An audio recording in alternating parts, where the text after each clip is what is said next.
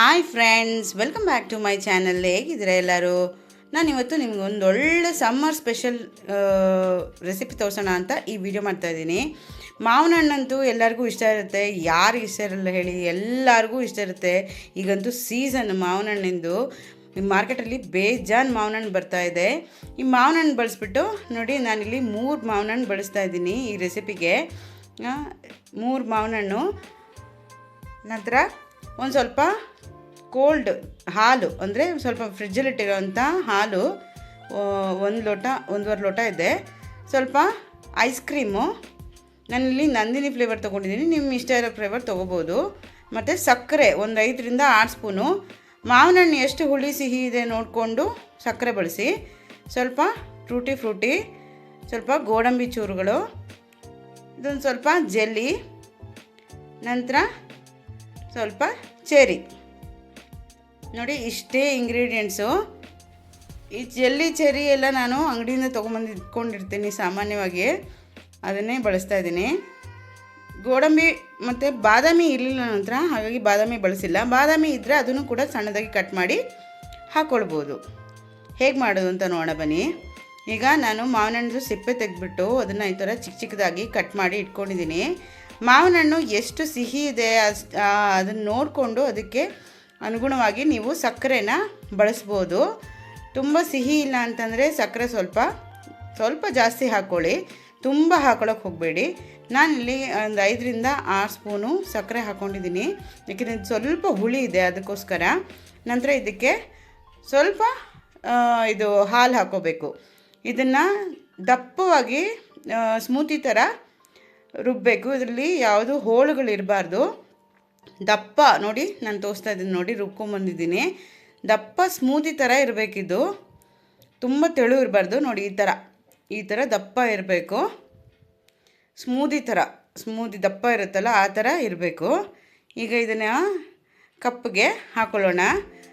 ನೋಡಿ, ನಾನಿಲ್ಲಿ ಒಂದು 5 ಕಪ್ ಇಟ್ಕೊಂಡಿದ್ದೀನಿ ಗ್ಲಾಸು. ಅದಕ್ಕೆ ಫಸ್ಟ್ ಲೇಯರು ಮಾವಿನ ಹಣ್ಣಿನ ಪಲ್ಪ್ ಏನಿದೆ ನಾವು ರುಬ್ಬಿಟ್ಕೊಂಡಿರೋವಂಥದ್ದು ಅದನ್ನು ಹಾಕ್ಕೊಳ್ಳೋಣ. ನಾನು ಕೋಲ್ಡ್ ಹಾಲು ಹಾಕ್ಕೊಂಡಿದ್ದೀನಿ. ಕೋಲ್ಡ್ ಹಾಲು ಹಾಕ್ಕೊಂಡಿರೋದ್ರಿಂದ ಮತ್ತೆ ಕೋಲ್ಡ್ ಐಸ್ ಕ್ಯೂಬ್ಸ್ ಏನು ಹಾಕ್ಕೊಳ್ಳೋ ಅಂತ ನೆಸಿಟಿ ಇಲ್ಲ. ಐಸ್ ಕ್ಯೂಬ್ ಹಾಕಿದ್ರೆ ಏನು ಗೊತ್ತಾ, ದಪ್ಪ ಬರಲ್ಲ, ಮತ್ತೆ ತೆಳುವಾಗಿಬಿಡುತ್ತೆ ಪಲ್ಪು. ಅದಕ್ಕೋಸ್ಕರ ಐಸ್ ಕ್ಯೂಬ್ ಹಾಕಿಲ್ಲ. ಇವಾಗ 1 ಲೇಯರು ಮಾವಿನ ಹಣ್ಣು ಪಲ್ಪ್ ಹಾಕಿದ್ಮೇಲೆ ಇನ್ನೊಂದು ಲೇಯರು ಐಸ್ ಕ್ರೀಮ್ ಹಾಕ್ಕೋಬೇಕು. ನಾನಿಲ್ಲಿ ನಂದಿನಿಯವರ ಮೆಲೋ ಜೆಲೋ ಅಂತ ಫ್ಲೇವರ್ ತೊಗೊಂಬಂದಿದ್ದೆ, ಅದನ್ನು ಹಾಕ್ಕೊಂಡಿದ್ದೀನಿ. ನೀವು ಬರೀ ವೆನಿಲಾ ಫ್ಲೇವರ್ ಯಾವುದಾದ್ರೂ ಕಂಪ್ನಿದು ಪರವಾಗಿಲ್ಲ, ವೆನಿಲಾ ಫ್ಲೇವರ್ ಕೂಡ ಹಾಕ್ಕೊಳ್ಬೋದು ಐಸ್ ಕ್ರೀಮ್ನ. ಇವಾಗ ನಾನು ಗೋಡಂಬಿ ಹಾಕ್ಕೊಳ್ತಾ ಇದ್ದೀನಿ. Next layer dry fruits. ನಾನು ಹೇಳಿದ್ನಲ್ಲ, ನಂತರ ಗೋಡಂಬಿ ಮಾತ್ರ ಇತ್ತು, ಬಾದಾಮಿ ಖಾಲಿ ಆಗಿಬಿಟ್ಟಿದೆ, ಹಾಗಾಗಿ ಬಾದಾಮಿ ಹಾಕ್ತಾಯಿಲ್ಲ. ಬಾದಾಮಿ ಇದ್ದರೆ ಅದನ್ನು ಸಣ್ಣದಾಗಿ ಉದ್ದುದ್ದ ಕಟ್ ಮಾಡಿಬಿಟ್ಟು ಚಂಕ್ಸ್ ಥರ ಹಾಕ್ಕೊಳ್ಳಿ, ಚೆನ್ನಾಗಿರುತ್ತೆ. ಇವಾಗ ನೆಕ್ಸ್ಟ್ ಲೇಯರು ಟೂಟಿ ಫ್ರೂಟಿ ಹಾಕ್ಕೊಳ್ತಾ ಇದ್ದೀನಿ. ಮಕ್ಕಳಿರೋ ಮನೆಯಲ್ಲಿ ಈ ಥರ ಟೂಟಿ ಫ್ರೂಟಿ ಮತ್ತು ಜೆಲ್ಲಿ ಎಲ್ಲ ಇಟ್ಕೋಬೇಕಾಗತ್ತೆ. ಅದು ಸಮ್ಮರ್ ಬೇರೆ, ರಜಾ ಇದೆ, ಪೀಡಿಸ್ತಾರೆ ಮಕ್ಕಳು. ಅದು ಮಾಡಿಕೊಡಿ, ಇದು ಮಾಡಿಕೊಡಿ, ಐಸ್ ಕ್ರೀಮ್ ಮಾಡಿಕೊಡಿ ಅಂತೆಲ್ಲ. ಹಾಗಾಗಿ ನಾನು ಮನೇಲಿ ಸ್ಟಾಕ್ ಇಡ್ತೀನಿ ಇದನ್ನು ಸ್ವಲ್ಪ. ಈಗ ನಾನು ಜೆಲ್ಲಿ ಎಲ್ಲ ಹಾಕ್ಕೊಂಡಿದ್ದೀನಿ. ಇವಾಗ ಇದಕ್ಕೆ ಇನ್ನೊಂದು ಲೇಯರು ಮಾವಿನ ಹಣ್ಣಿನ ಪಲ್ಪ್ ಏನು ರುಬ್ಕೊಂಡಿರೋದು ಅದನ್ನು ಹಾಕ್ಕೊಳ್ಳೋಣ. ನಂತರ ಇದಕ್ಕೆ ಇದಂತೂ ಈ ಸಮ್ಮರ್ಗೆ ಬೆಸ್ಟು ಡೆಸರ್ಟ್ ಅಂತಲೇ ಹೇಳ್ಬೋದು. ಮಕ್ಕಳಿಂದ ಹಿಡಿದು ದೊಡ್ಡೋರ ತನಕನೂ ಎಲ್ಲರೂ ಇಷ್ಟಪಡ್ತಾರೆ. ಅಫ್ಕೋರ್ಸ್ ಮಕ್ಕಳಂತೂ ಇಷ್ಟಪಟ್ಟೇ ಬರ್ತಾರೆ, ದೊಡ್ಡವರು ಕೂಡ ಇಷ್ಟಪಡ್ತಾರೆ. ನಾನು ಜಾಸ್ತಿ ಸಕ್ಕರೆ ಹಾಕಿಲ್ಲ ಇದಕ್ಕೆ, ಐಸ್ ಕ್ರೀಮಲ್ಲೂ ಸಕ್ಕರೆ ಅಂಶ ಇರುತ್ತಲ್ಲ, ಹಾಗಾಗಿ. ಇವಾಗ ನೆಕ್ಸ್ಟ್ ಲೇಯರ್ ಮತ್ತೆ ಐಸ್ ಕ್ರೀಮ್ ಹಾಕ್ಕೊಳ್ತಾ ಇದ್ದೀನಿ. ನನ್ನ ಹತ್ರ ಐಸ್ ಕ್ರೀಮ್ ಸ್ಕೂಪರ್ ಇಲ್ಲ, ಹಾಗಾಗಿ ಸ್ಪೂನಲ್ಲೇ ಹಾಕ್ತಾಯಿದ್ದೀನಿ. ಸ್ಕೂಪರ್ ಇದ್ದರೆ ನೀವು ಸ್ಕೂಪರ್ ಬಳಸ್ಕೋಬೋದು, ಅದು ನಿಮಗೆ ಚೆನ್ನಾಗಿ ಬೀಳುತ್ತೆ ಸ್ಕೂಪರಲ್ಲಿ.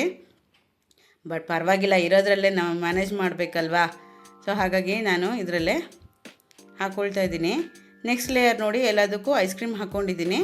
ಈಗ ಜಸ್ಟ್ ಮೇಲ್ಗಡೆ ಗಾರ್ನಿಷ್ಗೆ ಸ್ವಲ್ಪ ಟೂಟಿ ಫ್ರೂಟಿ, ನಂತರ ಸ್ವಲ್ಪ ಜೆಲ್ಲಿ, ಮತ್ತು ಜೆಲ್ಲಿ ಇದ್ದರೆ ಹಾಕ್ಕೊಳ್ಳಿ.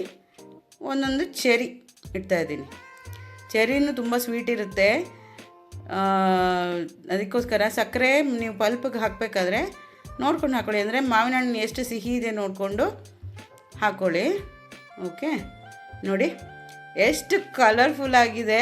ನಂಗೆ ಮಾಡ್ತಾ ಇರ್ಬೇಕಾದ್ರೆ ಅನಿಸ್ತಿತ್ತು ತಿನ್ನಬೇಕು ಅಂತ. ಮನೇಲಂತೂ ಎಲ್ಲರೂ ತುಂಬಾ ಇಷ್ಟಪಟ್ಟರು. ಎಷ್ಟು ಚೆನ್ನಾಗಿರುತ್ತೆ ಗೊತ್ತಾ, ಈ ಸಮ್ಮರ್ಗಂತೂ ಮಾಡಿಸಿದ್ದು ಡೆಸರ್ಟ್ ಇದು. ಮಾವಿನ ಹಣ್ಣಂತೂ ಮಾರ್ಕೆಟಲ್ಲಿ ತುಂಬಾ ಬರ್ತಾಯಿದೆ ಇವಾಗ, ಬಟ್ ಹೋದ ವರ್ಷ ಕಂಪೇರ್ ಮಾಡಿದ್ರೆ ಈ ವರ್ಷ ಮಾವಿನ ಹಣ್ಣು ಸ್ವಲ್ಪ ಕಮ್ಮಿನೇ ಬಂದಿದೆ. ಆದ್ರೂ ಪರವಾಗಿಲ್ಲ, ಇರೋದ್ರಲ್ಲೇ ಬಳಸ್ಕೊಂಡು ಚೆನ್ನಾಗಿರೋ ನೀವು ಮಲ್ಲಿಕಾ ಮಾವಿನ ಹಣ್ಣೆಲ್ಲ ತೊಗೊಂಡ್ರೆ ಅದು ನಿಮಗೆ ತುಂಬ ಸ್ವೀಟ್ ಇರುತ್ತೆ. ಅದನ್ನು ಒಂದು ಮಾವಿನ ಹಣ್ಣಲ್ಲೇ ನಿಮ್ಮ ಮನೆಯವ್ರಿಗೆಲ್ಲ ಮಾಡಿಕೊಡ್ಬೋದು. ಈ ಥರ ಟ್ರೈ ಮಾಡಿ ನೋಡಿ, ರುಚಿಯಾಗಿರುತ್ತೆ. ತುಂಬ ಅಂದರೆ ತುಂಬ ಇಷ್ಟಪಡ್ತಾರೆ ಮನೆಯವರೆಲ್ಲ ನಿಮ್ಮ ಫ್ಯಾನ್ ಆಗಿಬಿಡ್ತಾರೆ, ಅಷ್ಟು ಚೆನ್ನಾಗಿರುತ್ತೆ. ನಾನು ಇದಕ್ಕೆ ಮ್ಯಾಂಗೋ ಮಸ್ತಾನಿ ಅಂತ ಹೆಸರಿಟ್ಟಿದ್ದೀನಿ. ತುಂಬ ಚೆನ್ನಾಗಿರುತ್ತೆ. ನೀವು ಖಂಡಿತ ಒಂದ್ಸತಿ ಈ ಸಮ್ಮರಲ್ಲಿ ಟ್ರೈ ಮಾಡಿಬಿಟ್ಟು ಹೇಗಿತ್ತು ಅಂತ ಕಮೆಂಟ್ ಬಾಕ್ಸಲ್ಲಿ ನನಗೆ ನಿಮ್ಮ ಫೀಡ್ಬ್ಯಾಕ್ ತಿಳಿಸಿ. ಮತ್ತು ಇನ್ನೊಂದು ಇದೇ ಥರ ಒಳ್ಳೆ ಡೆಸರ್ಟ್ ಅಥವಾ ಕೂಲ್ ಡ್ರಿಂಕ್ ರೆಸಿಪಿ ಜೊತೆ ಮತ್ತೆ ಸಿಗ್ತೀನಿ. Until then take care, happy summer. ಈ ರೆಸಿಪಿನ ಲೈಕ್ ಮಾಡಿ, ಶೇರ್ ಮಾಡಿ, ಸಬ್ಸ್ಕ್ರೈಬ್ ಮಾಡಿ. ಬಾಯ್.